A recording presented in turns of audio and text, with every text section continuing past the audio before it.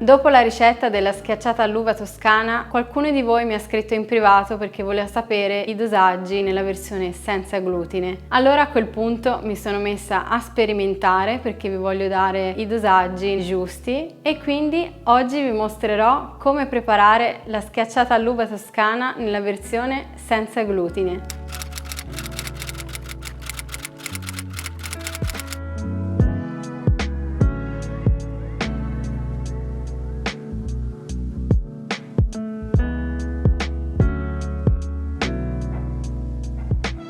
Iniziamo utilizzando 400 g di farina senza glutine e in questo caso vi consiglio di utilizzare un preparato apposta per lievitati o come in questo caso il mix universale della Char. Una bustina di vanillina,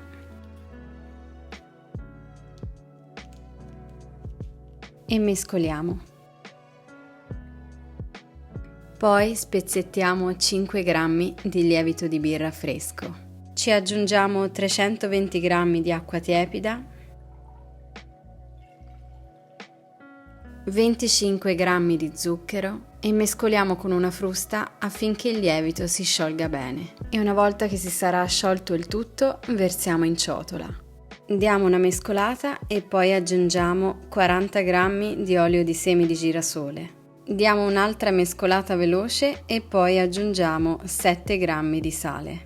E adesso facciamo movimenti dal basso verso l'alto fino a che il composto non sarà omogeneo, quindi non ci dovremo sporcare le mani. E come vedete il risultato sarà questo, cioè l'impasto dovrà risultare molto appiccicoso. Ora lo copriamo o con pellicola trasparente oppure con un canovaccio umido e dato che ci inoltriamo verso la stagione fredda, io vi consiglio di tenerlo a lievitare in forno con luce accesa fino al raddoppio del volume. Il tempo di lievitazione può variare in base a più fattori, ma l'importante è che alla fine risulti così. Adesso li facciamo fare la seconda lievitazione in teglia. Aggiungiamo un po' d'olio e poi mettiamo la carta da forno. Per stenderlo ci servirà dell'acqua, in modo tale che non si appiccichi alle dita. Stendiamo l'impasto bagnandoci più volte le mani, questo ci permetterà di poterlo lavorare al meglio senza che ci rimanga appiccicato. Cerchiamo di uniformarlo e livellarlo facendo questi movimenti verso l'esterno. Poi procediamo facendo dei buchi all'interno della nostra schiacciata. E ora copriamo e facciamo lievitare in forno spento con luce accesa per un tempo variabile, dipende da quanto la volete alta. A me ci sono volute circa 2 ore e mezza. Passato questo tempo spennelliamo delicatamente con dell'olio extravergine di oliva, prendiamo l'uva, potete utilizzare l'uva fragola, il moscato, il sangiovese, insomma l'importante è che utilizzate un'uva dolce. Dato che ho dovuto testare la ricetta non mi era rimasta tanta uva, ma voi potete abbondare tranquillamente nella quantità. Ed infine spolverizzate con 2 cucchiai di zucchero. Adesso inforniamo in forno statico preriscaldato a 190 gradi per 25 minuti e poi mettiamo il forno a 200 o 210 gradi per altri 5 minuti o fino a che la superficie non risulterà così bella dorata.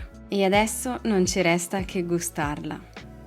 Io spero che questo video vi sia piaciuto, che vi sia stato utile. Se vi interessano altre ricette senza glutine ve le lascio qui sotto nell'info box oppure che vi appaiono qua da qualche parte. Mi raccomando, iscrivetevi al canale e attivate la campanella per rimanere sempre aggiornati sui prossimi contenuti. Io vi ringrazio per essere stati qui con me e noi ci vediamo alla prossima, sempre qui su Dai Colori e Sapori.